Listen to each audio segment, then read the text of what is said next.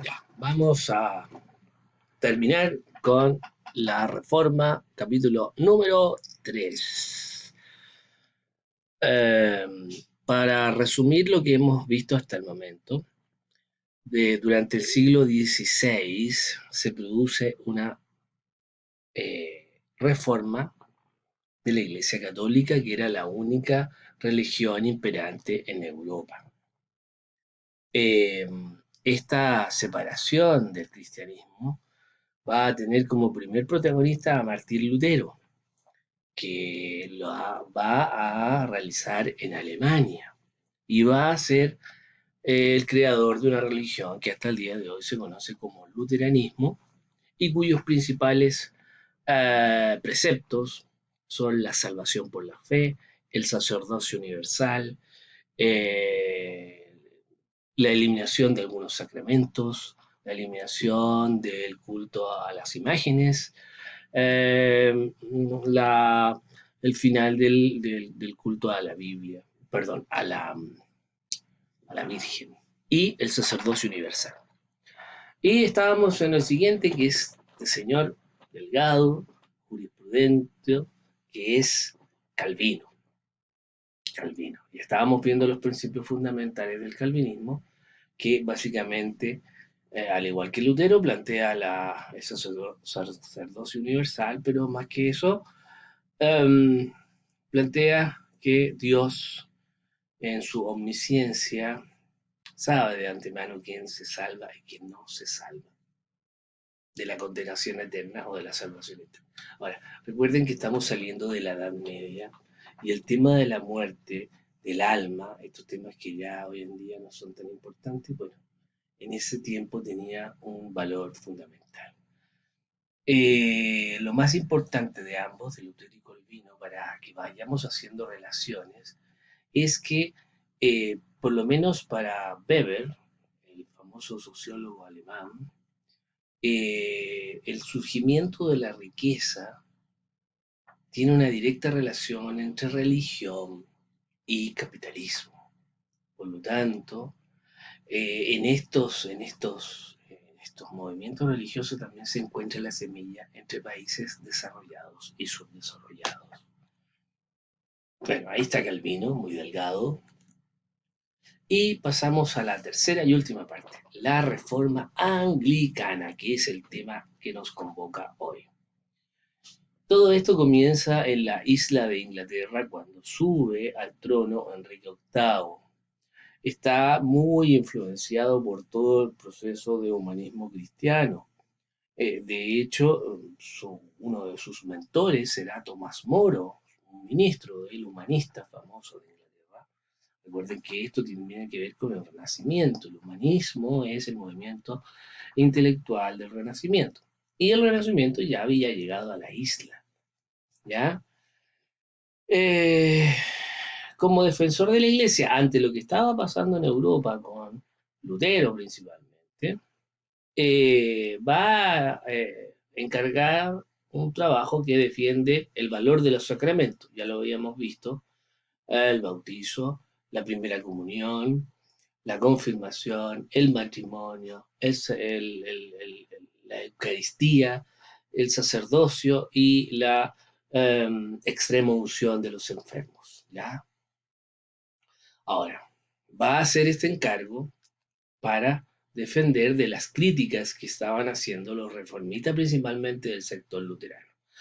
Eso le va a permitir al Papa otorgarle el título de defensor de la fe. Esto de títulos que daba el Papa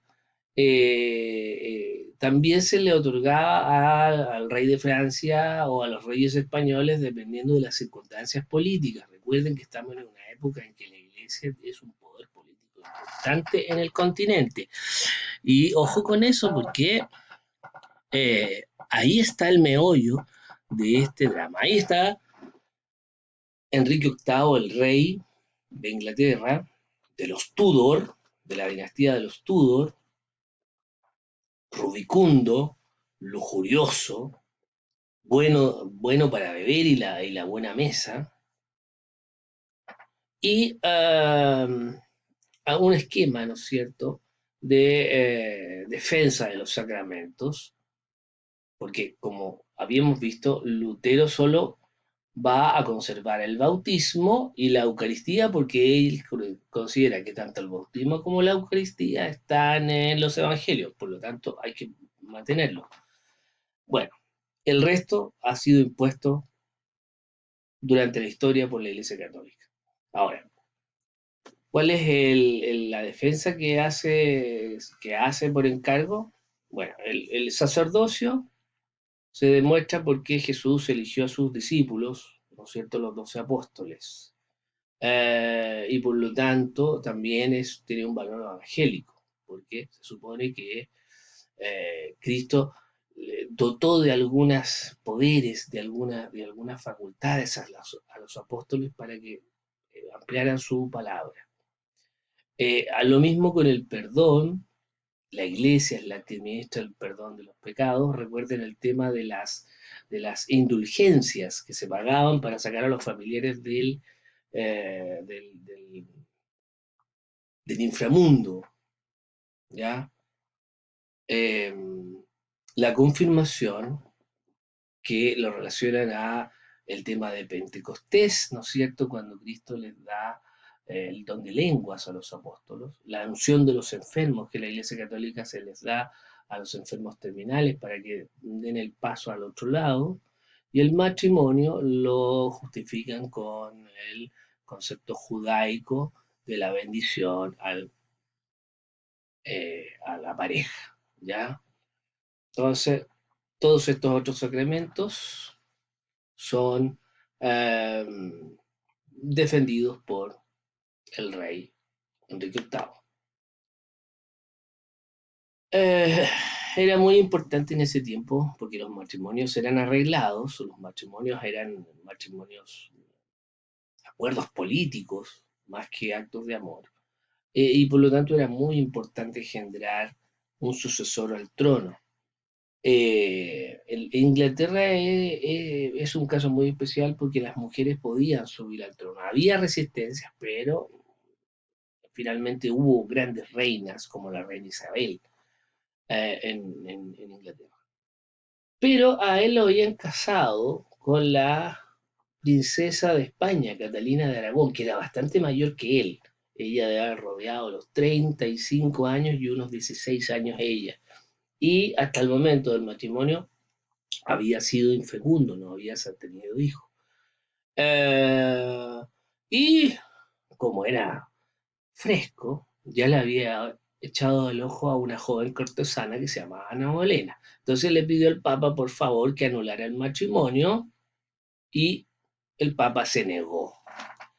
Ante esa negativa, el rey decidió separarse de la Iglesia Católica.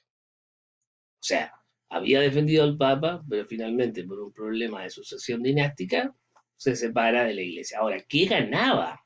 ¿Qué ganaba? El rey? Recuerden que estamos en la época de la consolidación de los Estados-nación, y los 3 Estados-nación que se consolidan en este periodo son Francia, España e Inglaterra. Entonces, ¿qué gana el rey con separarse del papado? Aumenta el poder real porque la iglesia que se funde a partir de ahí dependerá de él. La iglesia tenía muchas riquezas en iglesias, monasterios, donaciones, por lo tanto, todos los bienes de la iglesia que antes iban directo a Roma, ahora pasan al bolsillo de la monarquía, por lo tanto, gana riqueza. Evade la influencia del Papa que metía sus narices en todo. Así que la influencia de Italia, del Vaticano en Inglaterra, se reduce. Enrique se convierte en el principal fuente religiosa, ¿no es cierto? Y en algunos aspectos hubo acercamientos entre el anglicanismo y la corriente calvinista o puritana que se da en Inglaterra. ¿Ya? Um, Ahora, a partir de ahí en adelante, incluso hasta el siglo XVIII, la historia de Inglaterra sangrientamente también estará marcada por las luchas entre anglicanos, católicos y calvinistas. y el poder del rey. Entonces, para la tarea, mucho ojo con este esquemita que está aquí, que es parte de la prueba. Fíjense muy bien en él. Ahí están las diferencias entre luteranismo, calvinismo y anglicanismo. Fíjense muy bien porque ahí están todas las diferencias entre los tres.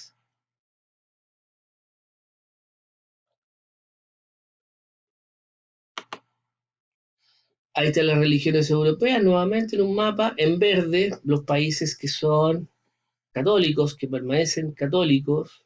Irlanda, la isla arriba, ¿no es cierto? Ahí está Irlanda, España y Portugal, Francia, Flandes, es decir, Bélgica, parte del sur de Alemania y Austria, Italia, más Sicilia, Polonia, Hungría y algunos estados bálticos. Luteranos luteranos, calvinistas y anglicanos, Inglaterra, Noruega, Suecia, Finlandia, Estonia, Letonia, algunos principados alemanes, más Holanda y Inglaterra. Inglaterra, anglicana, Alemania, luterana, junto con ellos, Suecia y Noruega, anglicanos, y Suiza y algunas zonas de aquí de Francia se harán calvinistas. Ortodoxos griegos, convertidos por el imperio bizantino, y en morado, musulmanes, que incluye también el Magreb africano. ¿Ya? Y aquí hay un pequeño resumen de cómo cómo ha sido un poco la historia del cristianismo. Jesús funda la iglesia primitiva del cristianismo, ¿no es cierto? Um, en la época del emperador Tiberio, del Imperio Romano, y al principio aparecen una serie de religiones, de interpretaciones del cristianismo, y mediante muchos concilios se establece lo que es el dogma de la iglesia, y eso durará hasta el año 1054, cuando se van a dividir los cristianos de Occidente, dirigidos por el Vaticano, por el Papa, y los ortodoxos orientales, dirigidos por el Pope de Constantinopla. Luego, en el siglo XVI, los cristianos occidentales católicos se dividirán entre católicos y protestantes. Esos protestantes pueden ser luteranos, calvinistas y anglicanos. Todos ellos, todos los protestantes, se consideran evangélicos. ¿Por qué? Porque ya están independizados de las decisiones del Papa de Roma, sino que su única autoridad son el libro sagrado de los evangelios. Allí vamos a encontrar, hasta el día de hoy, luteranos, ¿no es cierto?, de los cuales podemos desgranar pietistas, iglesias libres, etc. Y los calvinistas, que son los más numerosos en la actualidad de los religiones protestantes, porque están subdivididos en muchos grupos religiosos: puritanos, presbiterianos, unitarios, metodistas, independientes, bautistas, cuáqueros, congregacionistas, etcétera, etcétera, etcétera. ¿Ya? Y los anglicanos, ¿no es cierto?, tienen una versión episcopalianas. Bueno, los dejo con ese esquemita para que terminen de hacer su esquemita, sus tareas que les dejé. Nos estaremos encontrando. Les mando un gran abrazo a cada uno de ustedes, su profesor jefe, que los quiere mucho. Que estén muy, pero muy bien.